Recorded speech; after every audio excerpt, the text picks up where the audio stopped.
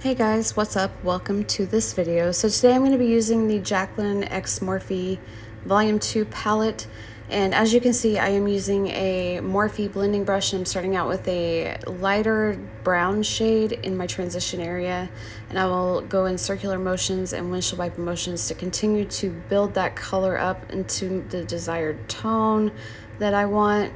And then after this I'm going to jump into a more purple shade, and I'm going to put it in my crease area right below that transition area and start to build that up and deepen it so that I can begin getting that desired more purpley fall vibe that I'm going for today. I just love fall colors. I don't know about you guys. So I'm continuing to blend. I do a lot of blending to get the shadows to really be soft and blend it out, make sure eyeshadow looks so much better. Now I'm going to go into a more deeper burgundy shade and start in my outer corner and work that into the inner corner and going up into the crease a little bit, just to make that more desired, deeper burgundy fall vibe that I'm wanting. So I'm going to continue to build the burgundy colors in the outer corner and up into the crease area. I am going to be doing a half cut crease today, so I want the deepest part of my eyeshadow to be on the outer corner. And as you can see, I do have shadow shields, which you can get on eBay. I have them cut in half. So I'm using circular motions and just going back and forth. Again, I do blend my eyeshadow quite a bit just because I like that seamless, soft blend. So I'm going to continue to build that color up. Now I'm going to be switching to a smaller Morphe Precise blending brush so that way I can run that black along the lash line, kind of like I'm doing some eyeliner, but I'm going to be blending that out and then fluffing it into the outer corner so that I can deepen it more. I wasn't quite getting the deepness from the burgundies that I was wanting, so adding the black just gave the perfect touch to it. There is a little bit of shimmer in this black, but you can't really tell. So then I go back to my bigger fluffy blending brush and just kind of marry those all together. Again, I like to really blend out my shadows to make sure that they're nice and soft and blended and there's no harsh edges or lines or anything like that. So once I get that all blended out to my desired tone, I am going to go in with my Tarte Shape Tape and begin with my cut crease. So a trick for doing a half cut crease is you run some concealer along your lash line and then look up, and it will kind of give you an idea of where your crease should be at. So you can just start drawing it out from there. I do use a Morphe M124 concealer brush for this. The smaller the concealer brush, the better. And honestly, Tarte Shape Tape is the best one I've found so far for when you are carving out a cut crease, even if it is just a half cut crease. So you'll see right now I am patting out the edge of the concealer where the shadows are, because I am going to go back in and blend those shadows and marry the concealer with the shadows.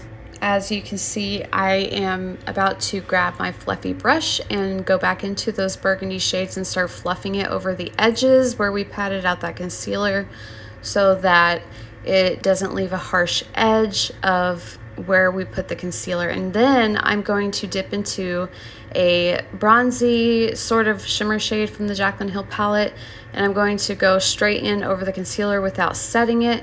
This is going to be the base because I'm later going to go in with a glitter. A lot of times when you use a glitter, you always want to put down a shimmer as a base just because it looks nicer. I mean, you don't have to, but I am using a shimmer shade. And then I'm going back and forth with the fluffy blending brush to marry the shimmer burgundy shades. So now I'm going to grab the Stila glitter in the shade Eternal. This stuff is really great alternative compared to having to put down but glitter glue and putting on loose glitter. This just comes on a doe foot applicator. I actually use the Morphe M124 brush and just take it off the doe foot so that way I can be more precise with it and map out my cut crease. But as you can see, it is very glittery, super shiny, and it is super quick and easy way.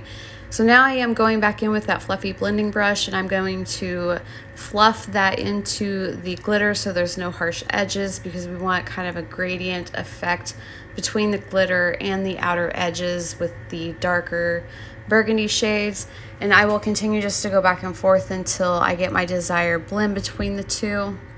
So now that I have pretty much well blended out eyeshadow, I'm going to go in with the Epic Ink Liner by NYX. It is my all-time favorite. Super cheap and just all around great, super black, easy to apply. And since I have those shadow shields on, it's going to be much easier to create a wing. So I'm going to start by drawing a line on the inner corner, and then again I'm going to use that shadow shield to create a nice little wing. And then after I get done creating my wing, I will remove that and I will have a nice crisp half cut crease with a wing. Once I remove the shadow shield, I do go back in with the Epic Ink Liner just to clean it up a little more, make it a little more sharp.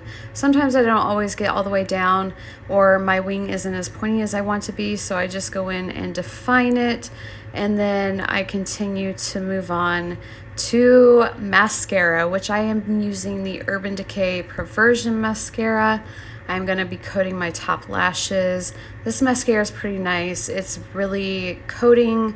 It lifts my lashes. It makes them look a lot thicker and a lot fuller. I don't have really thick eyelashes, so I do like a good mascara that makes my lashes look a lot fuller.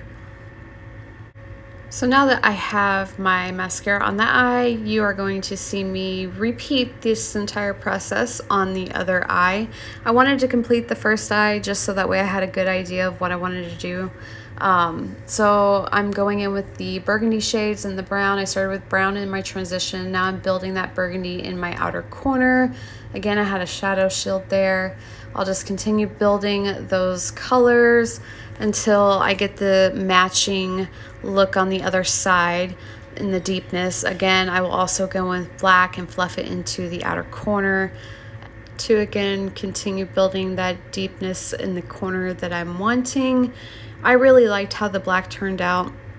Black can be very intimidating sometimes, but as long as you're going back and forth between the burgundy shades and the black, it's not really that intense, and it actually turns out really nicely. So now that I have those colors built up, I'm going to take the Tarte Shape Tape and again run it along my lash line and look up to kind of give me a guide of where I want my cut crease to go. Cut creases can be intimidating as well, but really the more you practice at it, the easier it gets. Like I said, just look up and it kind of gives you a line and you just kind of follow it around. The hardest part is just getting it even. I do have to kind of pull and tug on my eye, which is not always a good thing. You're not supposed to pull and tug on your eye because it can cause aging.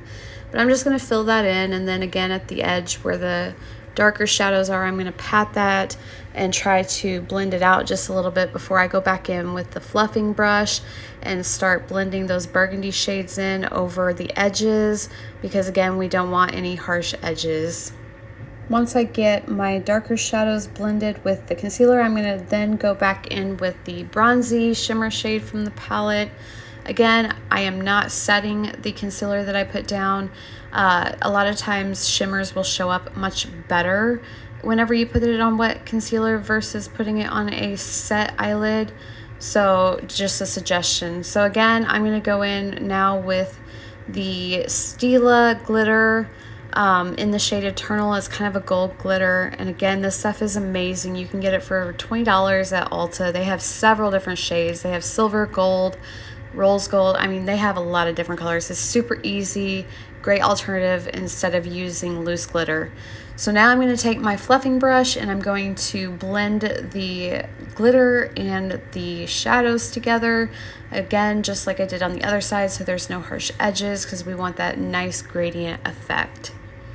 Now, just like the other side, I'm going to take the NYX Epic Ink Liner and begin to draw on my wing.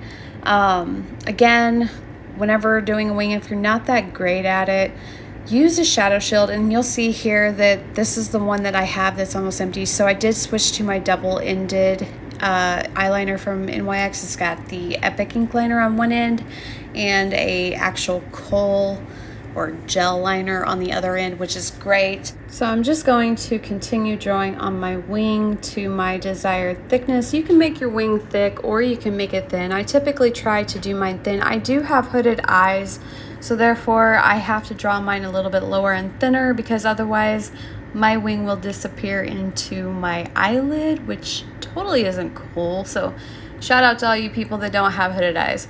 So here I'm going to be removing my shadow shield. So now I'm going to be taking a makeup wipe and cleaning up the excess liner and any type of fallout I might have had. I don't typically have a lot of fallout with these shadows, but I do like to clean up and make my wing nice and crisp underneath, so they're good for that. I'm just going to kind of dry it off a little bit, and now I'm going to switch back to my 2-in-1 eyeliner and use the gel part of it to line my inner water lines, my lower and my upper water line. A secret to that, or a trick to that, is I usually just close my eye and run it along both of my water lines. It will make your eyeliner a little bit thicker. Not everybody likes the thickness, but I do, because I am going to go back in and smoke out my lower lash line.